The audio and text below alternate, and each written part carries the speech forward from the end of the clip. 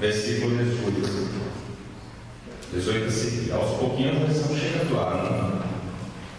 Nós ainda temos, além desse aqui, mais 3 evangelhos, um livro histórico dos apóstolos. Nós temos 3 epístolas de Paulo, uma epístola anônima aos Hebreus, temos 7 epístolas universais de alguns apóstolos, discípulos de Jesus, e temos então o livro profético de Apocalipse. Tem muita coisa aí na frente, né? Por isso nós vamos correr. Capítulo 2 de Marcos, versículo 18 a seguir. Diz assim: ora, os discípulos de João e os fariseus jejuavam, e foram e disseram: por que jejuam os discípulos de João e os fariseus, e não jejuam os seus discípulos? Jesus disse-lhes: pode porventura os filhos das bodas jejuar enquanto está com eles o esposo? Enquanto tem consigo o esposo, não podem jejuar. Mas os dias virão em que lhes será tirado o esposo, e então jejuarão naqueles dias. Ninguém costura remendo de pano novo em veste velha, porque o remendo novo rompe o velho e a gordura fica maior. E ninguém põe vinho novo em odres velhos. Do contrário, vinho novo rompe os odres e entorna o vinho, e os odres estragam-se. O vinho novo deve ser posto em odres novos. Amém? Pode sentar. A importância de se estudar contexto histórico em que as palavras foram proferidas reside no fato de que, se nós não entendermos o que Jesus estava querendo dizer para as pessoas da época, nós não vamos entender o que ele quer dizer para a gente hoje. Como um homem do seu tempo, que tinha uma audiência, que apesar das suas palavras elas serem proferidas para terem continuidade histórica, quando ele diz que os céus e a terra passarão, mas as minhas palavras não vão passar, então nós verificamos que as palavras de Cristo terão efeito até para a eternidade. Nós seremos julgados, inclusive, por ela. Mas ele falava, e a audiência que estava junto dele precisava entender, precisava compreender. E um dos métodos bem utilizados pelos mestres da época, e as pessoas estavam treinadas a isso, elas estavam habituadas a isso, era o método da repetição. Isso caracteriza inclusive a poesia hebraica. Olha, eu queria que alguém lesse o Salmo capítulo 1, Salmo 1, que é o salmo que dá a introdução ao livro. Ele vai falar inteiramente sobre isso, sobre o justo e o injusto. Mas para vocês verificarem a mentalidade hebraica com relação ao ensino, esse salmo já começa nos dando uma ilustração. Alguém pode ler Salmo capítulo 1, versículo 1? Bem-aventurado o homem que não anda segundo o conselho dos ímpios. Olha só, bem-aventurado o homem que não anda segundo o conselho dos ímpios. Continua. Nem se detém no caminho dos pecadores. Nem se detém no caminho dos pecadores. Depois, nem se assenta na roda dos encarnecedores. Olha, preste atenção. Se você parar para pensar, ele fala praticamente a mesma coisa, sim ou não? O justo se afasta das más companhias, não é isso que está dizendo aí? Em várias facetas da vida, ouvir, sentar, compartilhar, mas quer dizer a mesma coisa. Então os judeus eles eram acostumados a essa metodologia de falar uma coisa e depois complementar. Então ele repete muito. E Jesus utiliza esse método. Jesus ele se acomoda a essa maneira de ouvir, de entender das pessoas, de aprender por provérbios. Não é que havia uma dificuldade muito grande das pessoas terem acesso à cultura erudita. Jesus não vai falar como erudito, ele vai falar com as pessoas da época. Ele vai para uma região menos favorecida com relação à erudição das leis judaicas, então ele fala por meio de ditados. Jesus fala por meio de provérbios, Jesus fala por meio de parábolas. Se vocês pararem para pensar, nós chegamos numa época no nosso país em que havia uma dificuldade muito grande, o índice de analfabetismo era muito grande, e tem pessoas que conheceram os avós, e os avós ensinavam por ditados, por provérbios. Eu cheguei a pegar essa época em que você chegava sempre perto de um ancião, e eles sempre tinham um provérbio para ensinar sobre alguma coisa da vida. Vocês querem ver um exemplo? Quando um ancião queria lançar alguém para buscar oportunidades na vida, baseado no contexto rural e na natureza, ele dizia assim: olha, cobra que não anda, não engole sapo. Ele dizia desse jeito: filho, você tem que sair, porque cobra que não anda, não engole sapo. O que é que ele está dizendo? O que é que ele está dizendo com isso? Vai atrás das oportunidades, que à medida que você procura, você vai achar. Olha que interessante, isso é um provérbio, isso é lá do Nordeste, isso é coisa do Nordeste. Mas sabia que existe um provérbio bíblico baseado ou semelhante a esse aqui? Aquele que bate, lhe será aberto, ou abre-se-lhe-á. Não é assim? Então vocês verificam que isso é comum. Por exemplo, diga-me com quem tu andas, eu te direi quem tu. Não é assim? O apóstolo Paulo utiliza inclusive um poema, dizendo assim, que as más conversações corrompem os bons costumes. A pessoa que anda com você deve ter uma postura, e amizade significa ter um objetivo comum. Se você tem um objetivo comum com o ladrão, é porque você está se levantando para aquele lado. Se você tem um objetivo comum com a pessoa que fuma maconha, há uma tendência, todo bairro está se fulano, está andando com ciclano, e a pessoa que sabe que ele faz coisa errada, já coloca a mão na cabeça. Por quê? Já sabe que a amizade pode influenciar as pessoas. Ou seja, e Jesus utiliza essa metodologia de ensino para que as pessoas entendessem, para que as pessoas compreendessem, não é? Então ele utiliza aqui de uma situação que é uma situação histórica, que é uma situação comum, que é cultural, e utiliza de duas parábolas para explicar algo extremamente importante. Vamos lá. Começando aqui, os discípulos de João, e vocês devem entender que até um determinado momento do ministério de Jesus, houve ministérios paralelos. Vocês vão visualizar isso na Bíblia. João, ele sai de cena com a sua prisão. João continua, obviamente. Se Deus não mandou João parar, ele continua apontando para Cristo. O ministério dele agora passa a apontar para Cristo. Ele começa a enviar os seus discípulos para Jesus. Os seus discípulos ficaram um pouquinho com ciúmes, porque a fama de Jesus estava crescendo, o seu ministério estava muito grande, mas aí João esclarece que ele é apenas um amigo do noivo.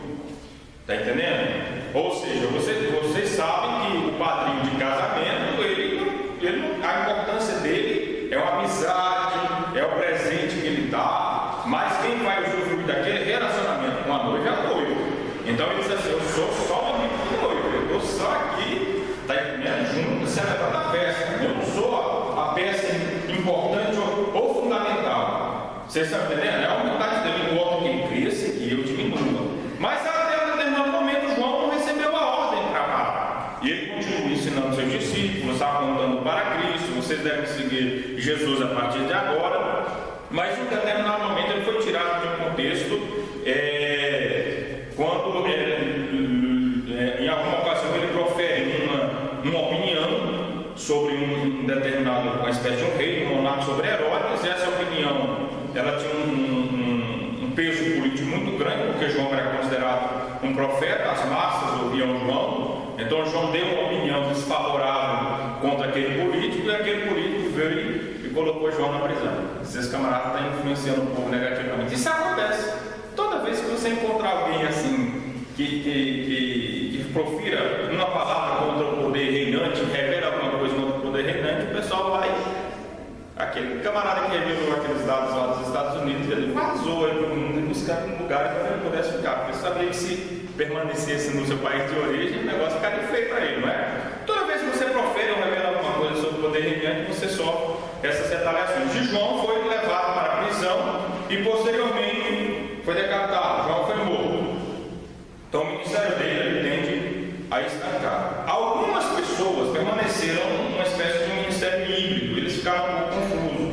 E eles ainda, até depois da ascensão de Jesus Cristo, eles não conseguiram se desvincular. Em Éfeso, Paulo encontrou discípulos de João ainda. Em Éfeso, Paulo encontrou pessoas que ainda tinham sido batizadas, não, pessoas que acreditavam em Jesus, tinham uma certa visão sobre Cristo, mas não eram ensinados, doutrinados no caminho dele realmente, talvez pela distância. Né? O Evangelho foi chegar naquelas regiões, né, um pouquinho mais tarde, então pela distância permaneceu aquele grupo. Capítulo 19 de Atos dos Apóstolos, você pode ler lá, está escrito lá, em que vocês são batizados no batismo de João. Nós acreditamos que Jesus são batizados no batismo de João. Então o apóstolo Paulo mesmo orou por eles, o Espírito Santo veio sobre eles, e eles começaram um novo aprendizado e bastante frutífero através daquela igreja. Vocês vão entendendo? Então os discípulos de João, obviamente, vendo o poder que se manifestava na vida do seu mestre, vendo a autoridade que se manifestava na vida do seu mestre, que apesar de não ser uma pessoa, que a Bíblia diz que João não realizou nenhum sinal, João não realizou nenhum sinal, mas realizou o maior sinal que alguém pode fazer. Irmão, Elias entrou em depressão quando ele fez fogo descer do céu, quando Deus utilizou aquele homem para trazer uma renovação espiritual sobre Israel. E aparentemente ele olhou e parece que não tinha feito, não tinha acontecido nada. Ele estava sendo perseguido novamente, não havia tido uma grande quebra no poder de Israel. Ele fez fogo descer do céu, fez chover, e aparentemente o ministério de Elias, ele entrou em depressão, dizendo: só fiquei eu, agora o negócio ficou feio, porque depois de tantas manifestações, e parece que tudo continuou normal, o pecado não chegou imperando, Deus ainda trouxe um consolo para eles. Elias, para com isso, Elias, eu tenho 7.000 ainda em Israel, porque essa era a conclusão da mente dele, um grande ministério, como eu não vi no profeta do Antigo Testamento, com exceção de Moisés, revelações profundas, e aparentemente nada tinha mudado. Então tinha 7.000 ali que Deus falou: não, Elias, vou consolar teu coração, tem gente ainda que me adora nessa nação. Vocês não estão entendendo? Elias não conseguiu converter o coração do povo, vamos dizer assim. Aí veio João Batista, irmão, sem fazer nenhum sinal, sem fazer nenhum milagre, e as multidões vão para se batismo. E as multidões eram sinceras, eles iam para se batizar. Publicanos, cobradores de impostos, prostitutas, iam perguntar o que ele deve fazer. Veja o tamanho do poder e influência que João tinha. Sabe por quê? No seu nascimento, a Bíblia diz assim: ele será cheio do Espírito Santo desde o ventre da sua mãe. Então Deus escolheu aquele homem e ele tinha uma influência muito grande. Então os discípulos de João imitavam, era comum você imitar a personalidade. É uma pena que hoje as pessoas querem imitar gente que, né, adolescentes. Tem muitos adolescentes aí, só porque cantam, porque fazem shows, as pessoas perguntam para ele: o que é que você acha de estar adolescente, irmãos? Não tem capacidade de responder. Por isso que tem muita gente imitando cantor. O cantor fumou maconha, ele vai fumar também. Não, o cantor é um adolescente, ele foi enganado, ele nem entrou na vida direito, nem se amadureceu acerca das coisas mais importantes da vida, dos questionamentos mais importantes da vida, mas tem gente que segue ele simplesmente porque ele canta bonito. É um perigo muito grande isso. São adolescentes que não têm maturidade para responder alguns questionamentos da vida. Mas a gente vai atrás, sempre vai haver gente desse tipo. Mas João Batista seguia, e seus discípulos seguiam essa postura do seu mestre. E uma das posturas de João Batista, desde o capítulo 1, nós vamos visualizar, é que João era desprendido das coisas materiais e João tinha um comportamento mais rústico, mais ascético. Como ele se afastava da civilização, não para se isolar, mas para se consagrar. E essa postura de qualquer pessoa que queira se consagrar, ele precisa se consagrar para voltar para o mundo. Os irmãos estão entendendo? Esse negócio de eu ir embora lá no deserto, ficar lá no deserto dentro de uma caverna trancada eu sozinho, para tentar desenvolver minha salvação, isso não é arte do cristão, isso não é arte. Isso foi retirado dos monges budistas, foram retirados do paganismo. A postura que vocês vão para o deserto, mas você tem que voltar para tentar transformar a sociedade. João tinha essa postura, ele se consagrava, ele se desprendia, ele morava naquelas regiões adjacentes ali do Jordão, né? Ele era desprendido dessa questão de alimentação. João não buscava comer pudim, João não buscava comer um bolinho de mandioca, João comia alimentos rústicos que ele encontrava no deserto. Ele não se preocupava em comer carne de cabra, em comer carne de bode, de ovelha. O negócio dele era mais simples. Tamanha consagração que era exigido sobre a vida dele. Era praticamente a vida dele consagrado. Os seus discípulos passaram então a jejuar.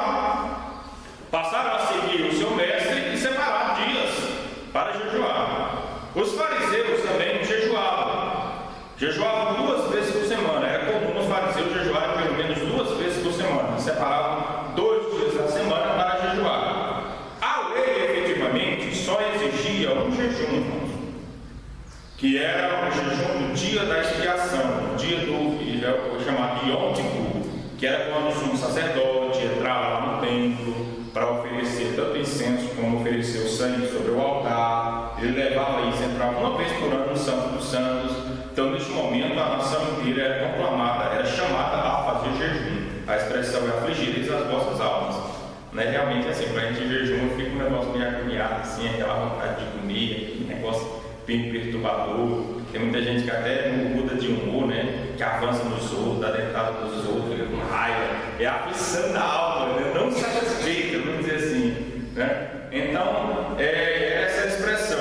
Mas aí foram desenvolvendo ao longo do tempo períodos em que as pessoas se consagravam, as festividades eram acompanhadas de jejum, alguns eventos históricos passaram a ter esse importante evento também, o jejum. Deus começa a ensinar o povo no Antigo Testamento como se deve jejuar. Tem alguns heróis do Antigo Testamento que venceram, desenvolvendo esse método de crescimento espiritual. Vocês sabem muito bem, jovens já leram muito, já viram muitas pregações sobre um homem que fez uma espécie de um jejum de carne, de vinhos, e ele virou vegetariano ali durante um bom período, simplesmente para tocar nas iguarias dele. Alguém se lembra desse jovem?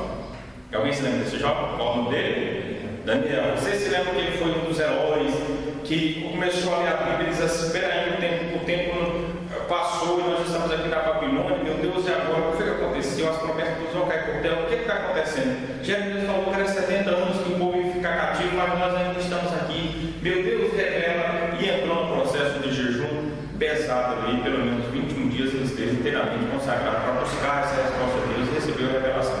Então passou isso para o Novo Testamento. As pessoas passaram a jejuar. Os fariseus, inclusive, eles arrogavam. Capítulo 18 de Lucas, ele diz assim: eu jejuo 2 vezes por semana. Eles passavam a arrogar, era direito. Se aquele jejuava, Deus devia abençoar. Os irmãos estão entendendo? Então era comum. Essas duas figuras, esses dois personagens, discípulos de João, vendo o seu mestre com um comportamento extremamente ascético, e Jesus, inclusive, disse que eles tinham esses dois ministérios distintos. Veio João, não comendo e não bebendo, você diz, tem demônio. A consagração de João era tão grande, a diferença entre o modo de vida dele e o modo da sociedade, da civilização, era tão grande que as pessoas diziam: esse homem é um lunático, ele é todo da cabeça.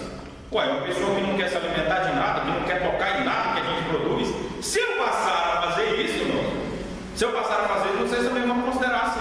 Se o Valdeci dizer assim: hoje, irmãos, fiz um pacto com Deus, nunca mais colocarei Coca-Cola na minha boca, os irmãos vão dizer: esse bicho está doido, esse bicho está lunático.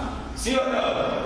Imagina só isso. Alguém chegar aqui e dizer assim: irmão, nunca coloquei uma boca de McDonald's na minha boca, eu nunca colocarei. Eu já vou dizer assim: esse cara é gaiato.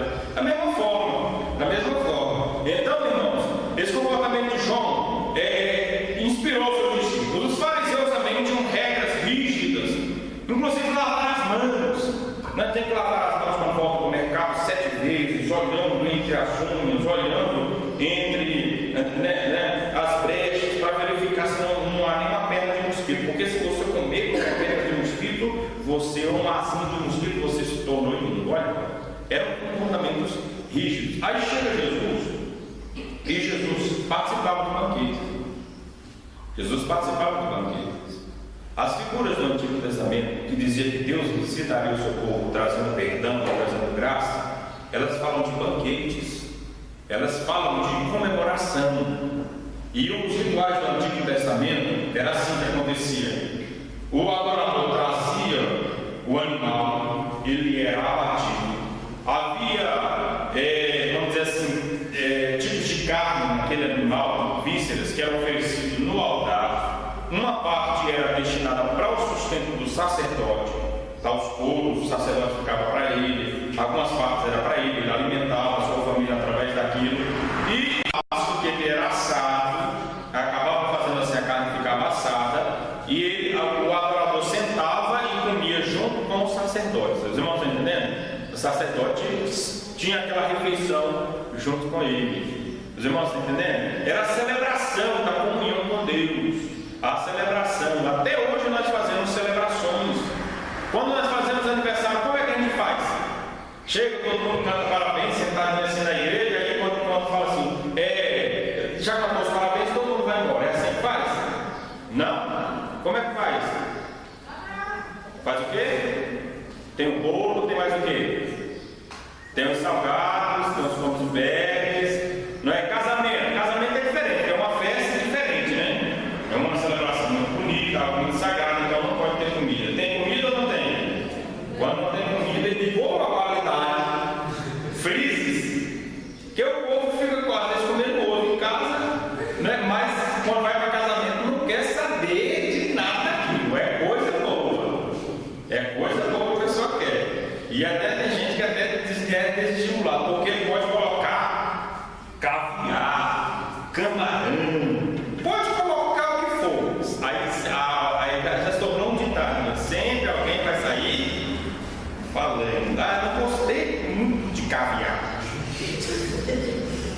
né?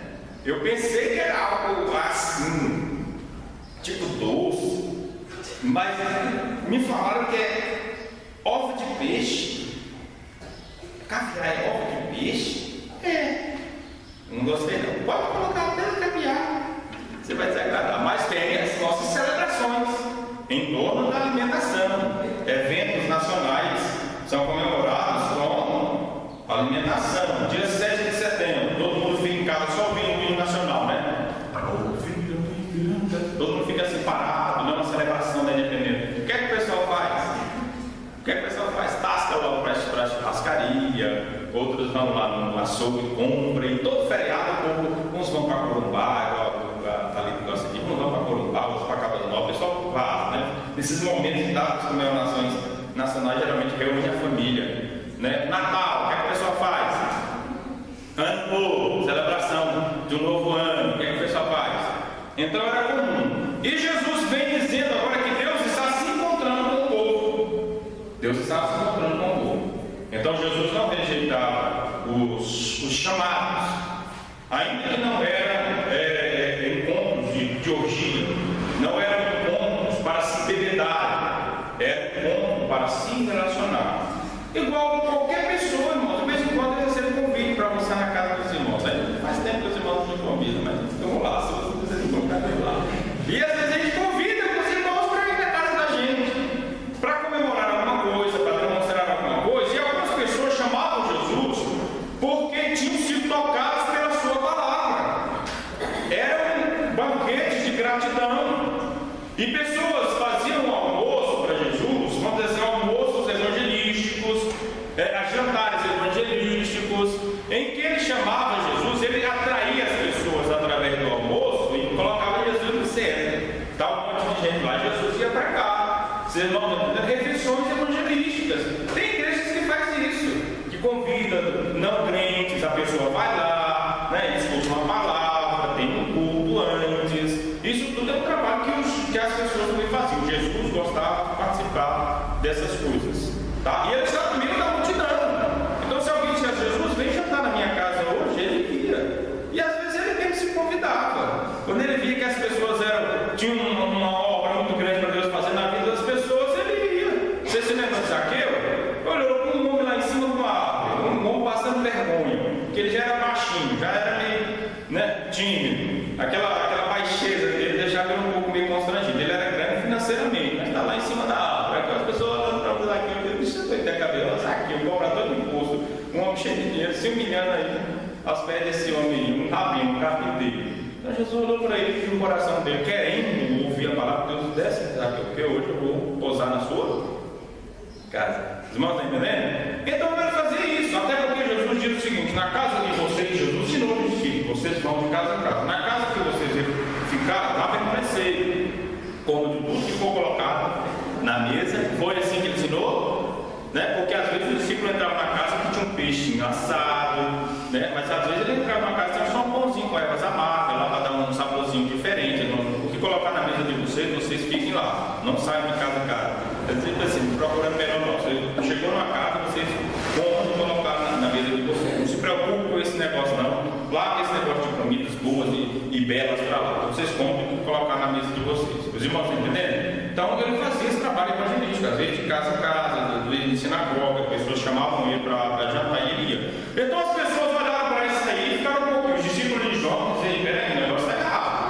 O negócio está errado, porque a gente jejuma e os discípulos de Jesus aí só engordando, só no bem bom. Não era bem só isso não. Jesus passava dias e dias ali sem comer, passava momentos ali, o trabalho era tão intenso que Davi disse várias vezes que eles não tinham tempo nem para comer. Eles trabalhavam tantas vezes, passavam o dia inteiro nós todos. Jesus às vezes chamava eles, Jesus mesmo cuidando deles, que era a função de um pastor. Irmão, Jesus falava isso, vocês vêm para um lugar para descansar um pouco aqui, para dar uma maneirada, depois a gente volta novamente. Pode falar? Para que a gente fala isso? Aí essa pergunta a gente vai tentar responder ela depois, para a gente não tentar fugir do texto, mas eu vou responder essa pergunta ao longo do estudo.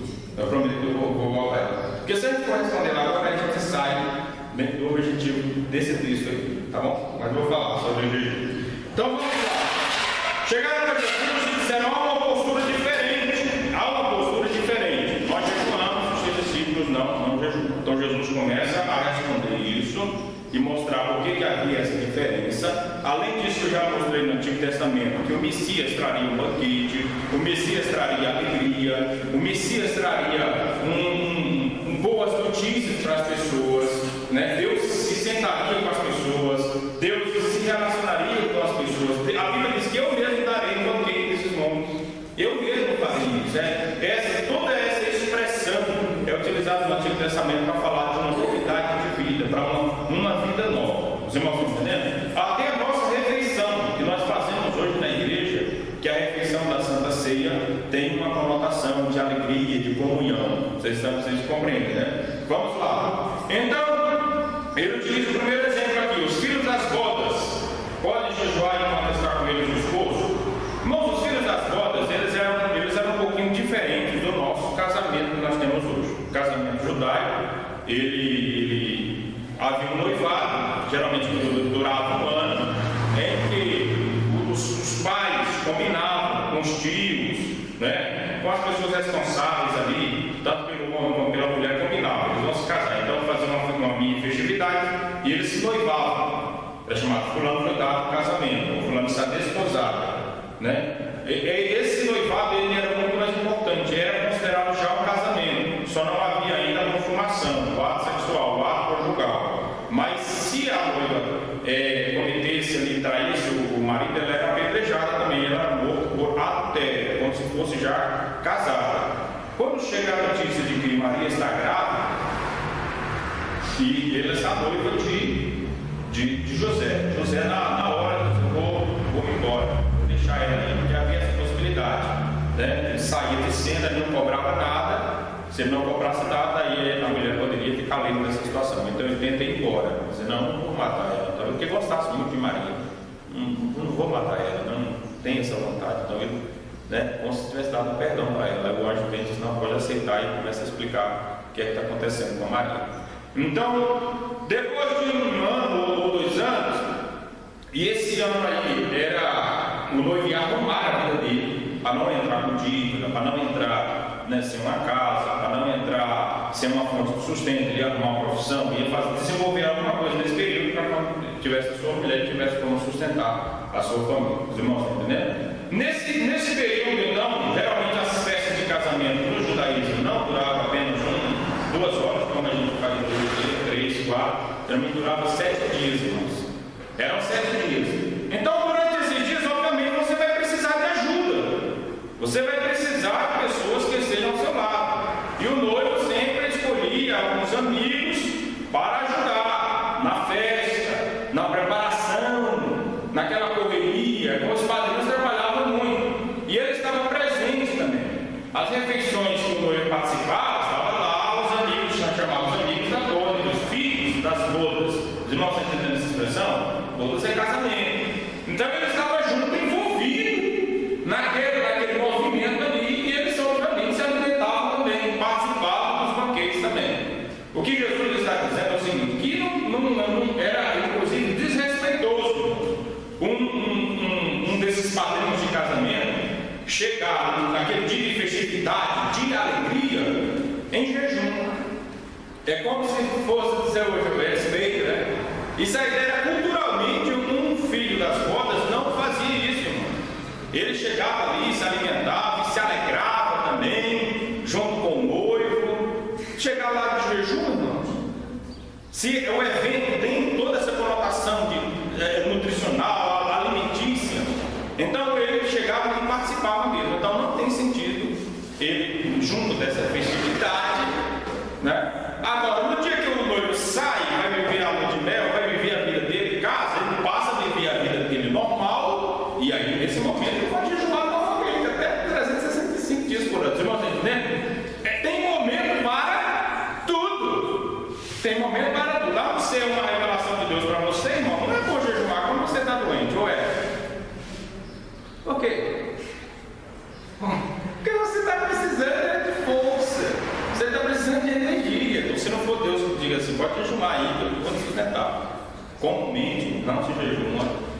períodos assim, de fraqueza. Né? Mulher ganhou neném, a mulher jejum aí para Deus abençoar as crianças, não tem como. Então tem todo o contexto. Jesus está ensinando isso, cada coisa no seu lugar. No momento de celebração, os discípulos de Jesus estão participando com ele, ativamente nesse ministério. Jesus se alimentando e Jesus coloca os discípulos para jejuar. Queria passar isso? Não, está a noiva aqui, está uma festividade, está uma celebração, está todo mundo aqui junto comigo. Aí ele explica uma coisa interessante, que é que ele diz assim: mas dias virão em que será tirado o esposo e então jejuarão naqueles dias. Jesus, a partir desse momento, já estava ensinando que ele vai sair e vai se ausentar do meio dos discípulos. Já daqui a pouco ele vai começar a ensinar isso para os discípulos. Eu vou sair do meio deles, aí nesses dias eles vão jejuar. Os irmãos estão compreendendo? Naquele momento de celebração, 3 anos de ministério ali, Jesus está com ele, cuidando deles, convidado várias vezes ali para ir para festas, convidado várias vezes para ir para banquetes, para reuniões familiares. Os discípulos estão juntos e se alimentam junto com ele. Jesus, o esposo vai ser tirado, né? E nesses dias aí eles vão poder jejuar. Os irmãos estão entendendo? Entenderam esse primeiro contexto aqui? Jesus sabe, né, que é importante o crescimento espiritual através do jejum. Se você tiver alguma dúvida, não sei se deve jejuar, faça igual Jesus, irmãos, que jejuava constantemente e passava até noites inteiras de vigília e de jejum. Pode imitar o comportamento dele, sem saber que base teológica tem por trás do jejum. Não imite o comportamento do Filho de Deus, que Deus vai te abençoar. Até aí os irmãos compreenderam? Essas outras explicações que estão no versículo 21 e no versículo 22, nós vamos explicar na semana que vem, porque apesar dele ser simples e apesar de ser fácil dos irmãos compreender de forma geral, nós precisamos entender o plano de fundo judaico e precisamos entender também a dificuldade que a igreja tem para cumprir isso aqui. Então, em primeiro lugar, eu queria que vocês fixassem isso na mente, né? E Jesus dá essa resposta, dizendo que existe ocasião adequada para todas as situações e que naquele momento ali os seus discípulos ainda não estão, né, vivendo esse momento em que ele vai ser tirado do meio deles e eles vão precisar desenvolver por si só, caminhar por si só espiritualmente. Um dia isso vai acontecer, mas não é nesse momento. Na semana que vem, esses dois argumentos aqui são extremamente importantes para nós entendermos o relacionamento entre o judaísmo, hoje também, e o relacionamento entre cristianismo. E algumas dificuldades. Nesses dois versículos aqui, irmãos, nós vamos entender algumas epístolas de Paulo, nós vamos entender a epístola aos Hebreus, nós vamos entender o primeiro concílio, a primeira reunião de apóstolos e presbíteros em Jerusalém para tratar de uma questão. Nesses dois versículos aqui nós vamos compreender o porquê disso. Amém? Deus abençoe os irmãos e jejum, tá?